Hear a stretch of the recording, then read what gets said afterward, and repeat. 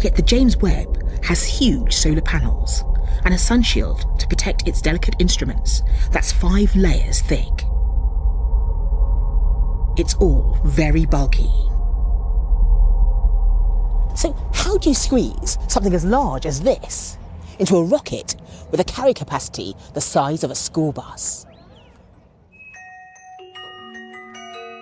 The answer is origami.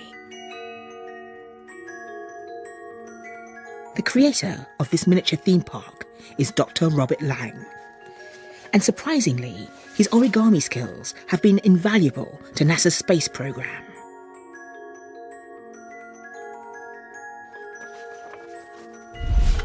Because the Japanese art of origami lets you turn something very large into something very small. This is the pattern that I just folded. It's called a Miura Ori, and it was discovered by Koryo Miura, a Japanese engineer working in the Japanese space program. He was studying the way thin plates buckle under stress, and that led him to discover this fold pattern.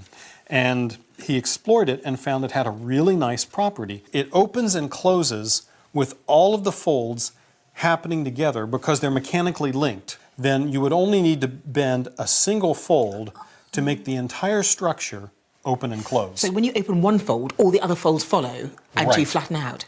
So if this were a solar array in space, you'd only need to put one solenoid or mechanical mechanism on, one fold, and that fold would be enough to make the whole thing open up. Robert offers to show me how to make something the size of a solar panel fit into a small payload bay. The sheet is 9 square meters, and its transformation will involve 72 separate folds.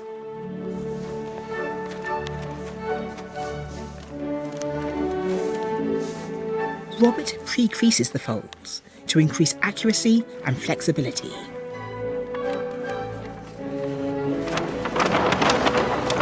Wow, we're forming a spiral. Yep. Origami may be Japanese, but I never expected it to be a martial art. It certainly needs 1 or 2 ninja moves. All right. So you've taken that huge piece of paper and reduced it to this? That's right. So if this had been a solar array, we've taken it down to the size it could go into a rocket. It goes up in space, opens up, and then it's ready to deploy back to its original flat state. We've gone down by just about a factor of 100, about 10 in each linear dimension.